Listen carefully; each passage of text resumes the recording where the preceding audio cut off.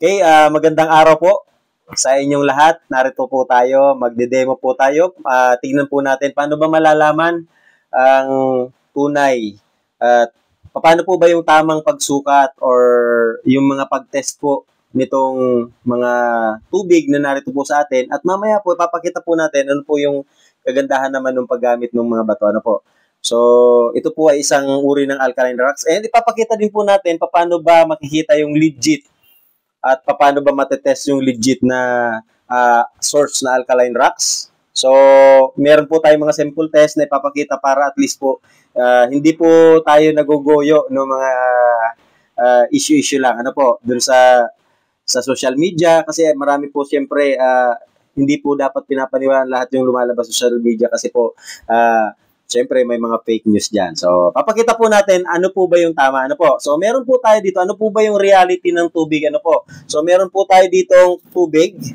So, tap water po yung nandito yung sample natin. Meron po tayo dito malinis na tubig yung galing po sa distilled. So, meron po tayong mga sample dito. Meron po tayong purified water. Meron po tayong iba't ibang klase na tubig, yung flavored drinks. At syempre po, yung alkaline water na available po sa market. Ano po? So, ito po yon. So, tingnan po natin isa-isa. Ano po? Ano po ba yung kahalagahan ng tubig?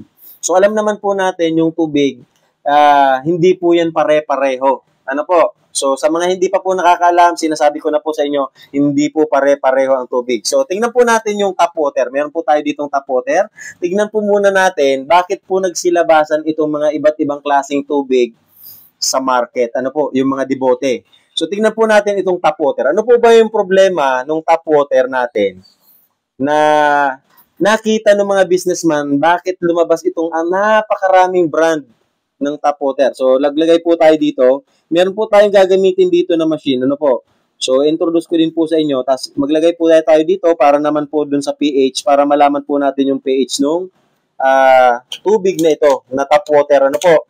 Nakuha pa po natin to sa bukal. So, flowing water po ito.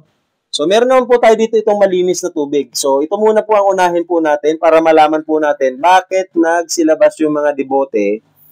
Ayun. Kasi lahat po ng bagay may rason yan. So, hindi lang po yan lumabas dahil gusto lang ng mga negosyante kaya nagsilabasan itong mga debote na to. So, una pong gagamitin po natin, introduce ko po sa inyo, itong tinatawag natin electrolyzer. Yon, electrolyzer po ito, machine, simple machine po ito. So, kaya po niyang sukatin po or ipakita sa atin yung mga dumi dun sa tubig. Ano po? So, gagamitin po natin ito para just to demonstrate po bakit nagsilabasan ito. Ano po? So, tingnan po natin, ito yung tap water, ito po yung malinis, yung dumaan na po sa proseso, sa mga ganitong proseso. Ano po? Ito po yung distilled, ito po yung tap water. So, tingnan po natin. Ayun. So, nakikita po ninyo, habang nilalagay ko po dito sa tubig na ito, makikita nyo po yung changes. Ano po? Kitang-kita naman, yung tap water po talaga, hindi na po siya safe. Napatunayan po natin yan, dun pa lang sa result. Meron na po siya mga impurities, may mga dumi, na kung saan po, pwede po itong magsanhi ng paghina ng ating immune system. And worst thing is, magdulot po sa atin ng mga sakit. So, that's why po, kitang-kita naman siguro yung resulta. Ano po? So, yan. Hindi ko na po patatagalin kasi baka po masira yung electrolyzer natin. So, that's it. At least nakita po ninyo. So, ito po yung simple reason kung bakit po ito, yung dumaan sa proseso, distilled water, ito naman po yung tap water. Yan po yung mga dumi na inalis. Kaya po nagkaroon tayo ng malinis na inuming tubig. Ito po yung distilled. So, isang tabi po muna natin yan. Tingnan po naman natin. Dako po tayo dun sa isang banda naman. So, ang another test po natin, titignan po natin, gaano ba kataas po yung TDS? Meron po tayong tinatawag na TDS. Ito po yung total dissolved solids. Meron pong standard ito na pina-follow din po natin sa Pilipinas kasi po ito is World Health Organization standard po ito. So, ito po yung chart. So, ito po yung ginagamit sa United States. That's why po, makikita nyo po dito yung United States Environmental Protection Agency. Siya po yung nag-aasikaso ng mga tubig, mga resources nila sa US. Kung potable pa po ba ito, suit pa po ba ito for human consumption. And according to them, meron po silang standard from 0 hanggang po 500 plus. So, ibig sabihin lang po, yung 0 po yung pinakamalinis. Siya po yung dumaan po sa machine. Siya na po yon. Ito na pong pinakamalinis na to. So, malamang po, 0 po yan. Ano po? So, ito-test po natin yan mamaya. Ano po? So, meron naman po tayo mga natural spring, supposed to be, ito po yung mga 50 and below. Supposed to be po, kung hindi pa sana ito contaminated na ganito, hindi pa po ito ganito kadumi, ito po yung 50 and below. Ito po yung mineral water na natural.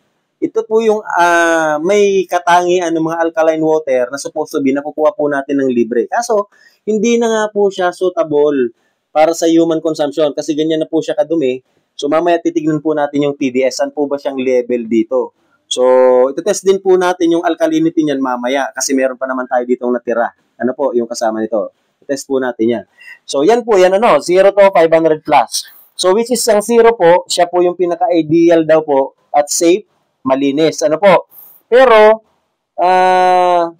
para sa amin po, na nagpo-promote po nitong product natin, masasabi na hindi po siya pinaka-ideal. Kasi po, dapat po yung tubig, nagtataglay po siya ng 4 na basic na nandun sa kanya dapat. So, dapat unang kategory niya is dapat clean, dapat safe, dapat po siya healthy and natural. So, which is pag dumaan na po dito sa machine na ganito, hindi na po siya natural kasi dumaan na po siya dun sa matinding proseso ng mga makina which is na-alter na po yung chemical properties niya. Mamaya naman po patutunayan po natin dun sa pangatlong test. So, tignan na po natin. Hindi na po natin patatagalin. Tignan po natin kung saan po papatak. So, maglalagay po ako dito ng mga sample. So, tignan po uli natin. Ito yung ginamit po natin kanina. Yan. So, tignan po natin itong distilled water. Dito po natin. Itetest po natin yung TDS. Gaano nga ba yun kataas?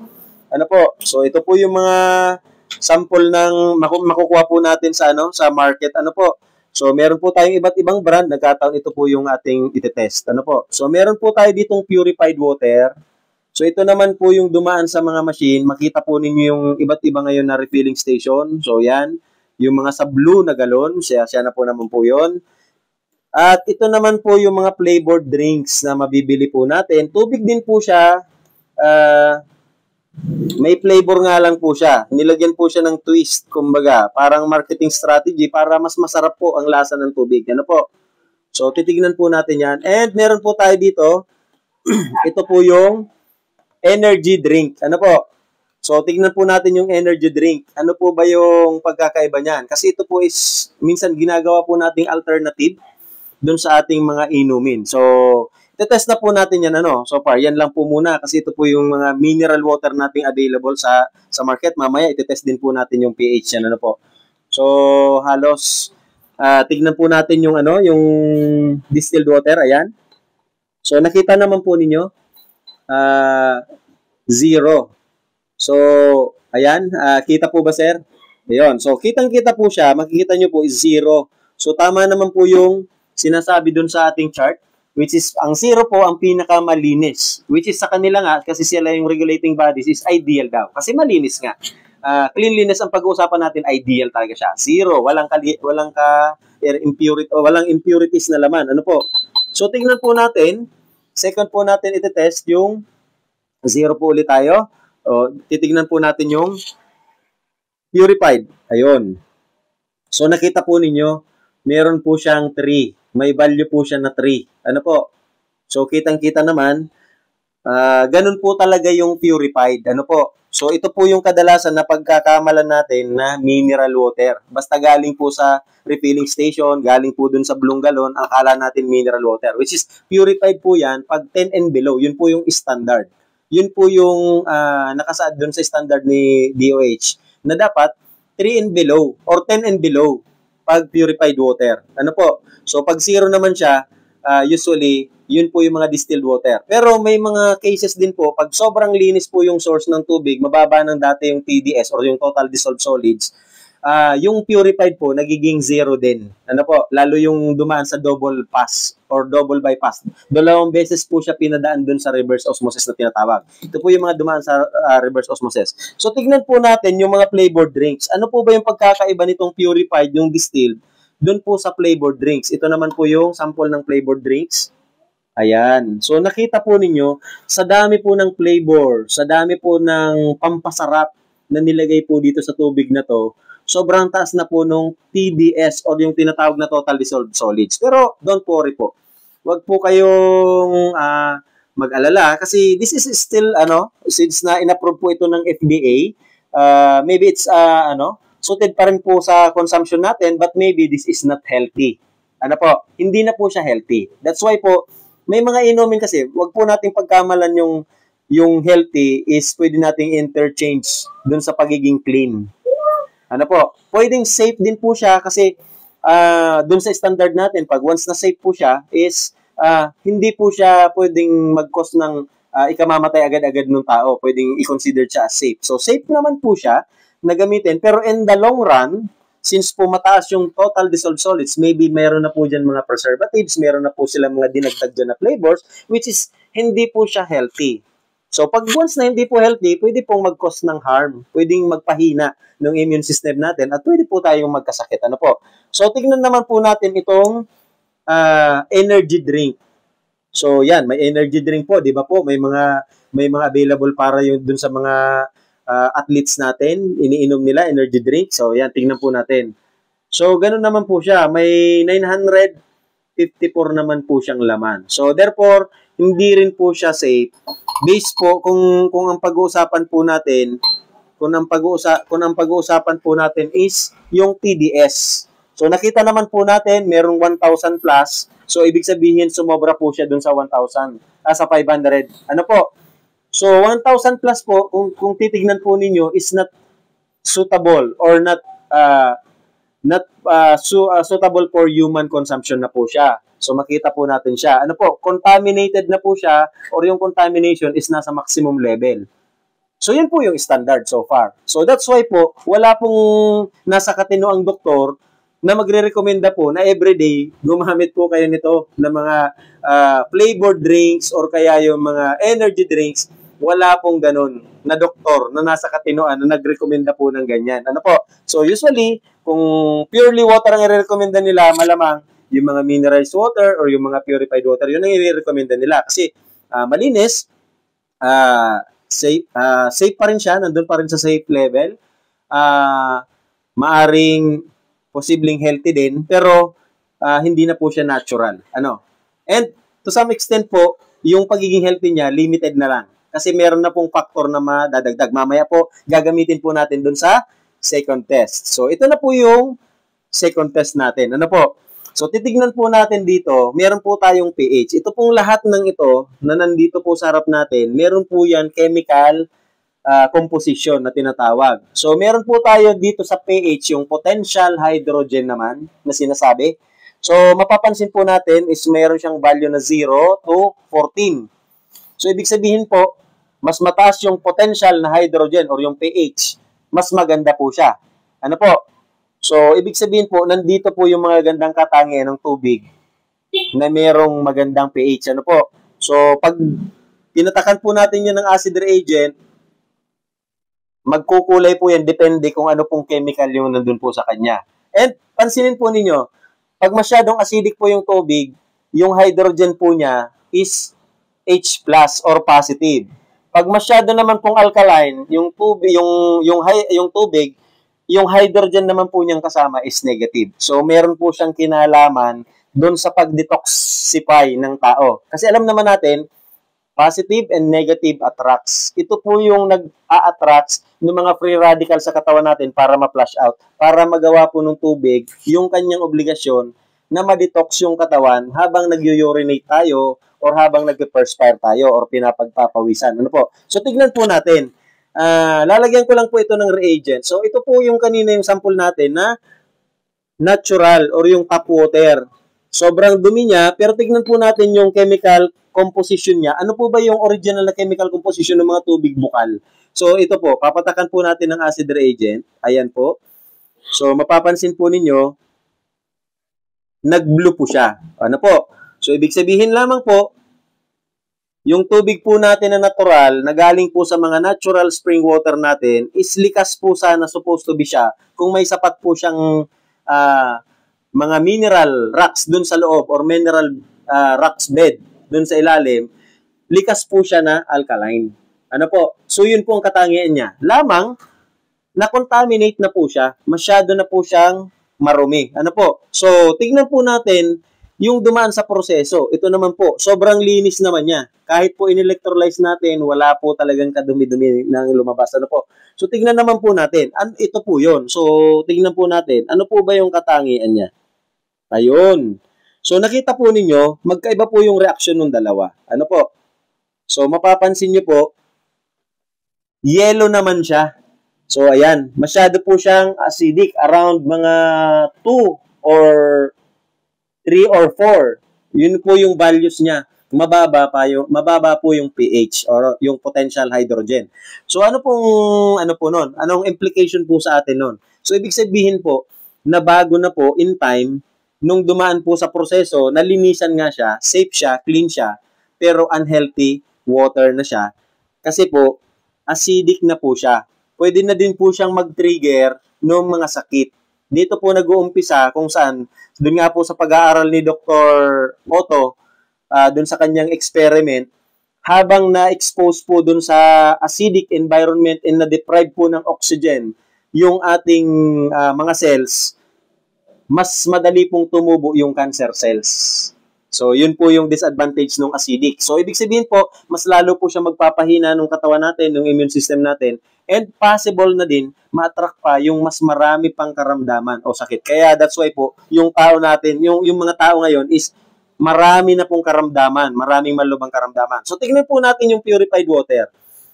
Ano po ba yung dun sa purified water? Kasi meron po itong counting values, mayroon po siyang 3. So, the same lang po. Nung dumaan po siya sa machine, naging na po siyang acidic. Ayan. So, ganun din po. Pareho din lang. And ito po yung kinukonsumo natin. So, tingnan po natin itong flavored drink. So, ano po ba yung values ng flavored drink? Ayun. So, ganun din po siya. Acidic po din yung flavored drink. Kumusta naman po kaya yung energy drink? Ano naman po yung kalagayan ng energy drink? So, tingnan po natin. Ganun din po siya.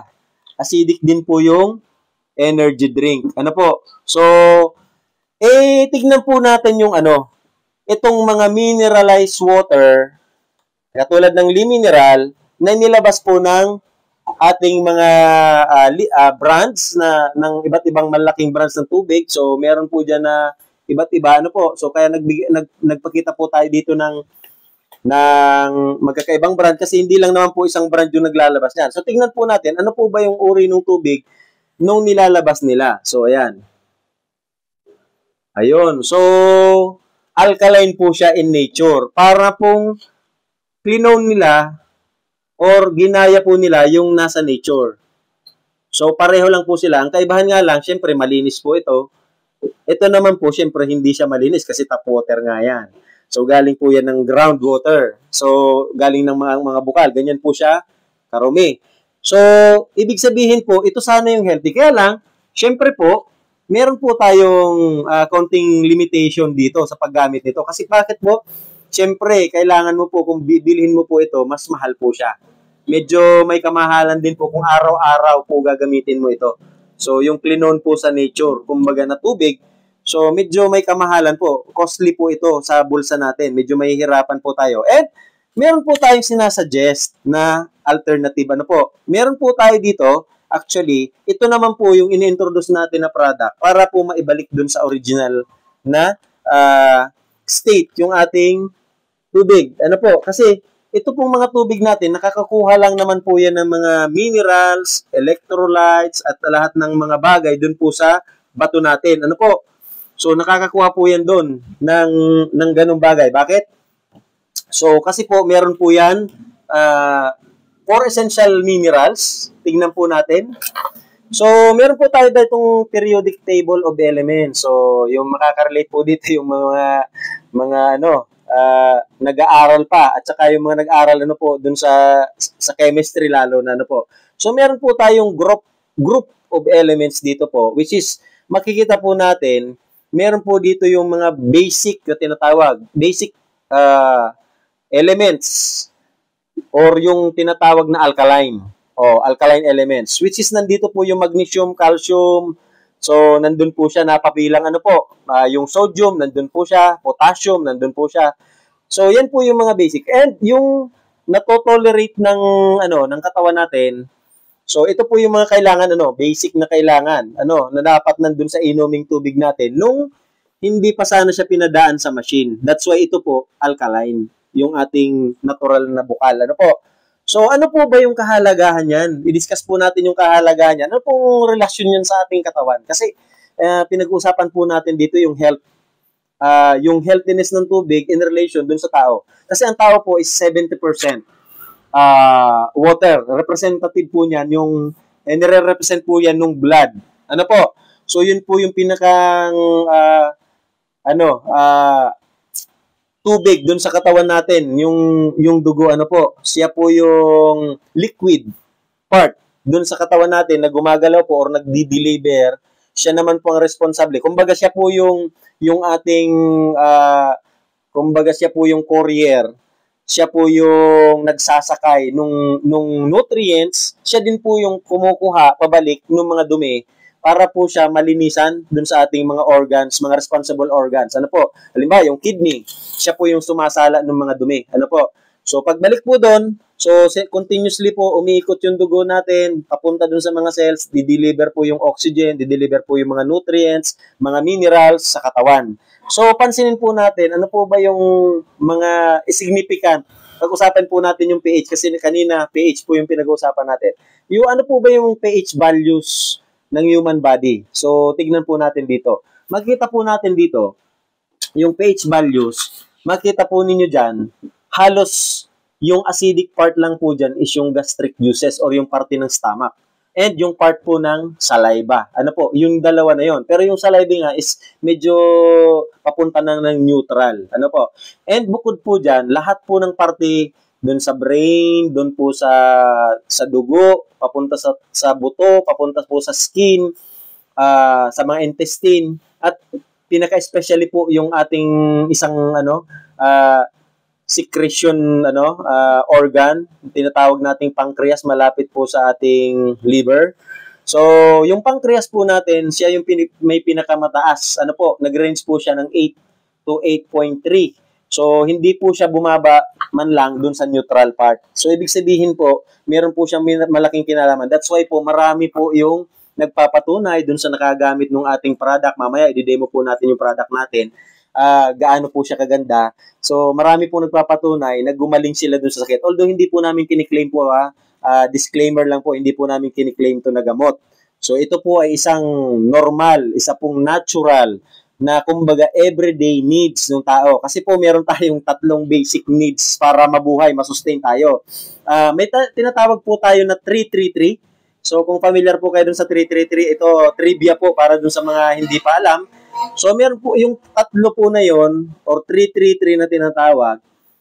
Yung hangin po o yung oxygen. Meron po tayong 3 minutes. After 3 minutes po, pag hindi tayo nakalanghap ng fresh na oxygen, unti-unti po nagde-deteriorate, namamatay isa-isa ang ating cells or yung billion of cells. That's why po, pag tumagal pa po yon, pwede pong mamatay yung tao or makomatose. Worst thing, mamamatay siya. 3 minuto lang po na na-deprive tayo ng oxygen. Ganun po kabilis yung reaction ng oxygen. Ganun po siya ka-importante. Which is, tandaan po natin, yung H2O natin, meron din pong oxygen. Kaya nga po yan, H2O. Hydrogen po yung isa, which is napakahalaga din, yung potential hydrogen. And yung O naman, yung oxygen, napakahalaga rin po siya sa cells natin. So, ganun po kahalaga yung tubig. Meron na po tayo dun available na oxygen pa lang, sa tubig pa lang. So, 3 minutes, pag nawala po yung oxygen, patay ang tao or yung hayop. So, meron po another 3. Meron po tayong tinatawag na 3 days. Pag 3 days po kayong hindi nakainom ng tubig, lalo malinis na tubig, mamamatay din po yung tao. Or makukomato siya, or to the worst thing, pwede po siyang mamatay. So, ganun po, segunda po siya sa pinaka-importante. Kumbaga, may importante yung hangin, importante po yung tubig. 3 minutes, mamamatay ka pag wala kang hangin. 3 days, mamamatay ka kung wala kang tubig. And, syempre po, pag pinaka 3 weeks, na wala pong kain, yung tao, pwede rin naman po siyang mamatay. So, pwede po makasurvive yung tao ng 3 weeks nang hindi kumakain. Tubig lang. So, 3-3-3 po yun. 3 minutes, patay ka pag walang hangin. 3 days naman po, patay ka pag wala kang tubig. And 3 weeks, patay ka po pag wala kang kain. So, ganun po siya, 3-3-3. So, ganun po kahalaga siya. Pero dun po sa tatlo, yung sa gitna po, yung tubig, siya po yung responsable para mag-carries or magdala, mag-deliver doon sa cells. Kahit po may available kang oxygen, wala ka naman pong tubig, hindi po madadala yung oxygen galing sa lungs, papunta po doon sa brain, papunta doon sa heart, papunta doon sa liver, sa different parts, or doon sa billion cells na nasa katawan mo kung wala pong tubig or wala po yung liquid portion sa katawan mo, yung dugo. Ano po? Which is nandun po yung mga minerals. Nandun po yung iron, nandun po yung calcium, nandun po yung potassium, which is mamaya ipapakita namin dun sa i-demo sa inyo. Ano po? So, ano pa po ba yung, i-recap ko lang po, ito, bakit po naging ganyan yan, naging marumi kung ito po ay galing sa ating natural tap water. Ano po? So, ito po yung result ng ating electrolyzer. Meron po yan color coding. Ano po? So, titignan po natin isa-isa. Ano po ba yung mga nandito pong elements na nadagdag galing po dun sa ating periodic of elements? Ano po? So, makita po natin dito sa periodic of elements, meron pa din po dyan na dagdag, which is hindi po kailangan ng katawan. So, unang-una, tingnan po natin. Ito po medyo nagkulay dilaw, may kulay kaunti din po siya na greenish, and may nagbo-bluish din po siya dun sa portion niya. Ano po? So, tignan po natin, ano po ba yung content niyan? So, ayon po dun sa ating electrolyzer, meron po tayong guide dito. Kung meron po dyan lumabas na black, kasi meron po medyo black dun sa ilalim, so, meron po siyang heavy metals. Malamang po meron siyang zinc, lead, mercury, copper, and cadmium. Ano po? So, nandun po yan sa periodic table. Yan po yan sa bandang ilalim, itim, brown, meron po siya dyan, lumabas. So, kung makikita po ninyo, nandun pa rin po yan sa periodic table of elements. Ito po yung mga healthy, dito sa part na to, yung potassium, magnesium, calcium, basic na kailangan ng katawan. Meron naman po yung mga poisonous. Ano po? Yung heavy metals, mercury, lead, cadmium, yung niya. So, which is yun po yun nandito. Kasi po yung iba naman, imamatwid, baka sir pwedeng ilaga natin yan or painitan natin. Ilagay natin sa mataas na temperature, boiling point, para mamatay. So, hindi po ang purpose ng pagbo-boil is patayin yung heavy metals kasi hindi po na sisira yung heavy metals sa ating paglalaga. So, ang pinapatay po natin pag nilalaga natin yung tubig, yung ating mga microorganism na may be harmful po sa ating katawan, katulad ng virus, bacteria, and amoeba, and other microorganisms. Ano po? So, yan po yun, yung recap po natin. So, tingnan po natin, ano po ba yung kagandahan ng produkto na introduce po namin? Nakita naman po ninyo yung kahalagahan kanina. So, meron po tayo dito, yung mga sample natin kanina, ano po ba yung kahalagahan ng ating produkto? Ito po yung tinatawag nating Acid Guard. So, pinakabagong-bago po na produkto ng BGCML, International Marketing Corporation. We proudly present to you yung aming product. Kami po yung pinaka-most affordable na makikita nyo po ngayon sa market. Ano po? So, yan po ang kagandahan. Ano po ba yung nilalaman ng ating Acid Guard na ito? Ano po? So, tignan po natin itong Acid Guard na to. Gaano po ba ito kaganda? Ano po ba yung maidudulot niya? Kanina po, ito pong dalawa na to, ito po yung dumaan sa proseso. Napakalinis po nito, walang duda. Napakalinis niya, kaso nga lang po, napaka-acidic na niya.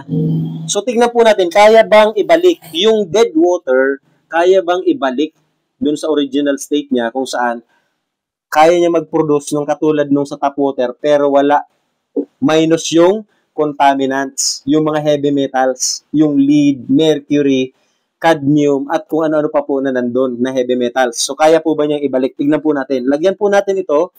Tignan po natin ano po ba magagawa nito. Ito po yung mga normal na bato na atin po makukuha sa ating kalikasan. Ano po? So, siya po yung nagiging source po ng ating mga minerals. Ano po? Yung mga minerals na alkaline minerals actually, kaya nga po ang tawag sa kanya is alkaline rocks. Ano po? So, general term po yun yung alkaline rocks para dun po sa bato na nag-infuse po nung mga alkaline elements na makikita po natin doon sa ating periodic table na pinakita kanina. Ano po? So, ayan.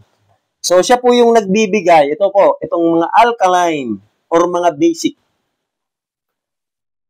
Itong mga basic, yan po, ano? Yan. So, ito po yung mga alkaline minerals na kung saan po na-infuse po dun sa tubig galing po dun sa ating bato. Ano po? So, ganyan po kaganda itong sana kung ito yung nandun sa tubig, ito rin po yung naging source nito nung tap water. Lamang, since na open field po siya, galing po siya dun sa kalikasan natin and napakarami na po ng population natin, yung tao. So, hindi na po natin naiwasan na contaminate na po siya ng mga heavy metals. Kaya hindi na po siya suitable for human consumption. That's why po nagsilabasan yung marami pong iba't iba na tubig katulad po nung purified at saka nung distilled water, which is yan. So, kanina po, dead water siya. Unti-unti po siya, pan-neutral na po siya. So, makikita nyo po, zero po siya kanina, na-infuse na po paunti-unti. Meron na po siyang 14 minerals, kung mapapansin po ninyo, ano, and still counting. Ano po? So, yan. May 11 po siya na lumabas. Tignan po natin. Pataas pa po yan. So, habang ina-alkalinize po niya, itong tubig, tataas pa po yung value. Ayan.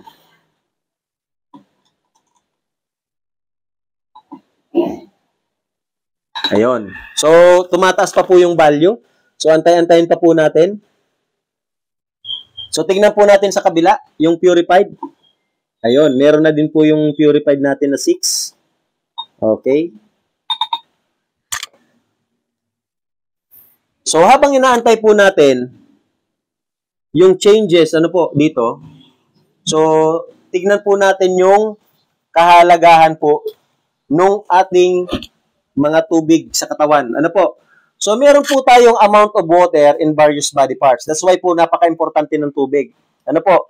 Kung may dugo po tayo, pero kailangan po nung dugo natin para tumama po yung consistency ng ating dugo, yung tubig. Ito po kasi yung minsan na nanineglect natin and ano po yun, wag nating inineglect kasi worst thing po na pwede mangyari pag masyado pong lumapot yung dugo sa katawan natin, pwede pong magkaroon po tayo ng komplikasyon or pwede po tayong mag-cause po yun ng high blood pressure kasi po may hirapan yung ating heart na mag-pump. Kasi po, kailangan po na mag-maintain ng katawan ng enough na tubig or makaimbak ng tubig. May kanya-kanya po yan, bawat areas ng katawan natin or yung mga organs, vital organs natin po. So, tingnan po natin, at birth, so 78% po yung ating katawan. 1 year po, 65%. Adult women, kailangan po ng 55% and adult men, 60%.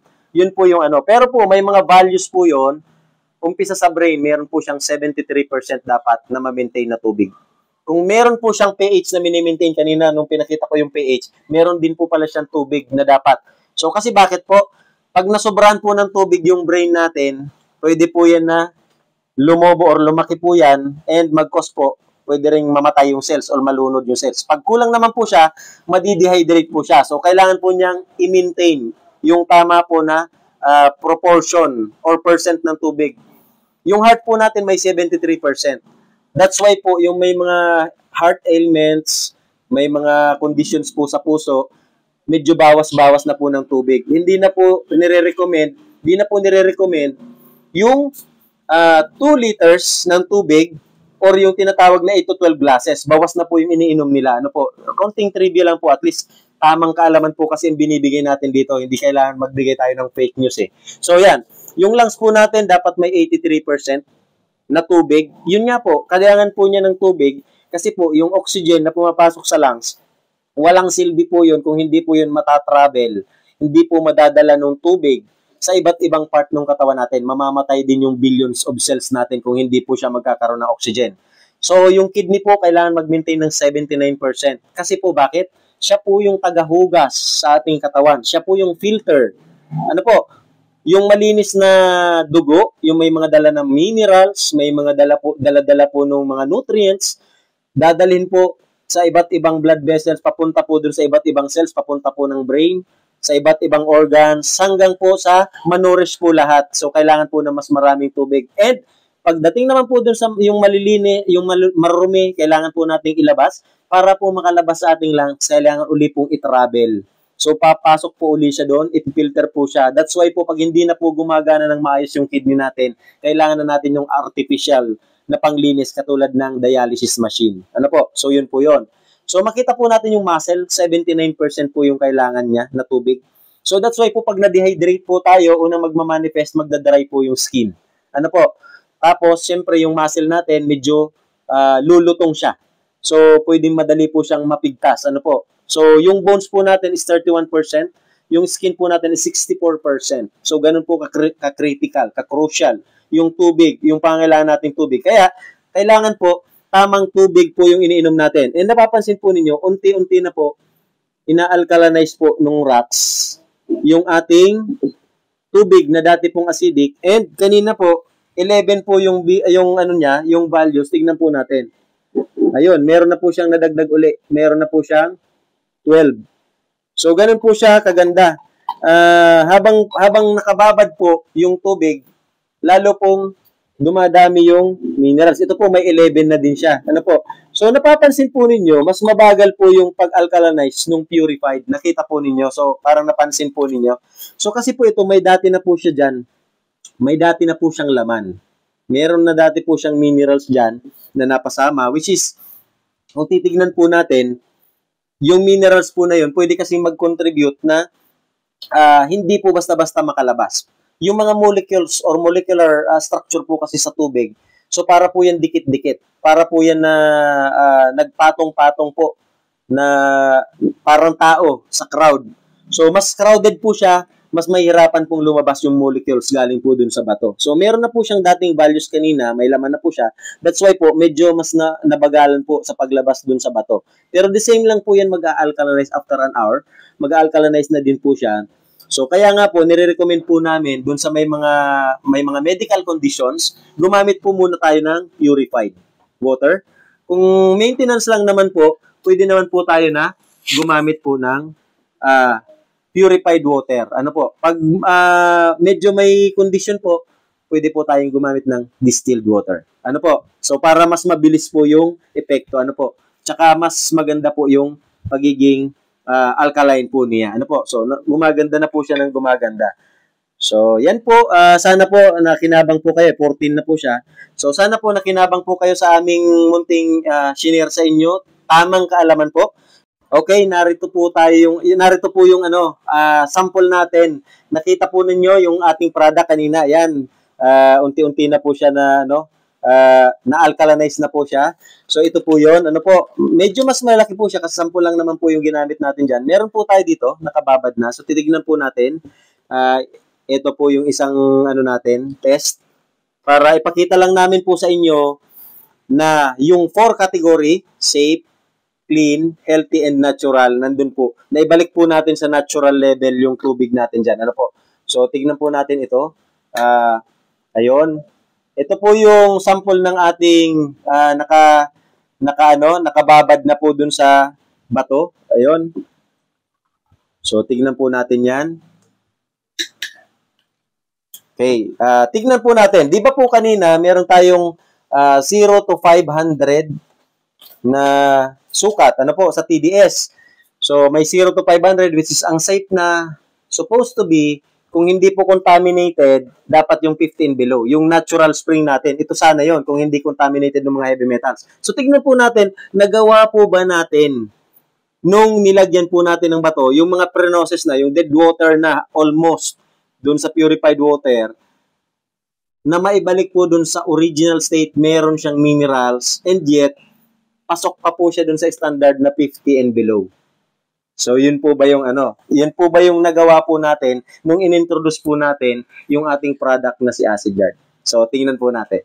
Para at least, sigurado po kayo, wala po kayong agam-agam na safe yung aming product and very healthy And very nutritious po siya kasi mayroon po siyang sapat na minerals. Ayan. So, naging mineral water na po siya. Ito po kasi is from distilled water. So, zero siya. Nilagyan po siya ng tubig. And, nung nilagyan po ng tubig yung bato, yan po, meron po siyang na-extract na 32 minerals. So, magdedepende pa rin po yon dun sa pinaglagyan yung pong tubig. Halimbawa, kung meron po yung 3, magdadagdag po yan. Pero which is, sinisigurado namin, kung purified talaga and distilled water yung ginamit nyo, hindi po yan lalagpas doon po sa limit na binibigay ng standard. Ano po? So, nakuha po natin yung ideal na drinking water na galing po sa nature. Kasi po galing naman po sa nature talaga yung ating bato. Yung pre-process po na tubig galing din po sa nature. So, tingnan po natin yung pH. Di ba po may pH tayo na kailangan i-maintain. Ayan. So, ano po ba yung pH ng bato natin? Okay. So, nakita po ninyo. Ayan. So, alkaline po siya. Ano po? So, comparable po siya dun sa alkaline water na pinoproduce po dun sa mga bottled water, which is, syempre po, mas mahal ito.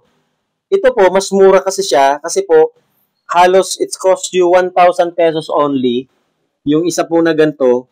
Tapos po, this will last for 4 to 6 years. That's why we are the very and most affordable in town. Ngayon, ano po, wala pa pong tumatalo dyan sa ngayon. Ano po, as of now. Sa moment na ito, nagsasabi kami po yung pinaka-affordable. Wala pong ibang makakapag-claim yan. Kasi kami po talaga yung affordable. Halos 70 cents lang po, magagamit na po ninyo for 4 to 6 years. Halos 70 cents per day lang po.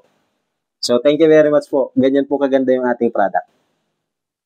So, narito po yung iba't product po namin. Meron po kami dito, lahat po yan alkaline. So, meron po kaming BGCML Insulin Green Coffee, alkaline coffee. Meron po kaming Slimming Coffee. Meron po kaming Moringa. Meron din po kami dito na mangosteen, yung ating liniment actually, in a form of gel. So, maganda po siya, very soothing po siya, relaxing, dun po sa mga gusto magpa-massage at gusto magpa-relax. Ano po, meron po tayo dito, Cocorma Longa. So, ito naman po yung cucumber base. Alkaline din po siya. So, marami pa pong iba. Actually, may mga agricultural products pa po tayo. So, kailangan lang po na isa-isa na may pakilala. Di po namin may bibigay sa inyo ng bombo dito sa ating presentation. So, abangan po yung isa pa. Paglabas po ng specialized namin. Meron po kami sa ngayon, ganitong tumbler, nakita nyo po. Maganda na po yan. Meron pa pong mas maganda. Abangan po ninyo. Surprise po namin sa inyo yon. Ano po? So, ito po, available din po sa amin. Sa aming company, ano po, available din po siya. And, good news po.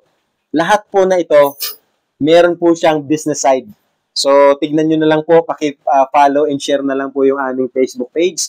So, para po mas marami pa po yung tao makinabang dun sa ating kaalaman. Ano po? So, napaka-affordable po. Kami po yung very generous company making leaders. BGCML po, napakaganda po. So, thank you very much po. That's all. Bye-bye.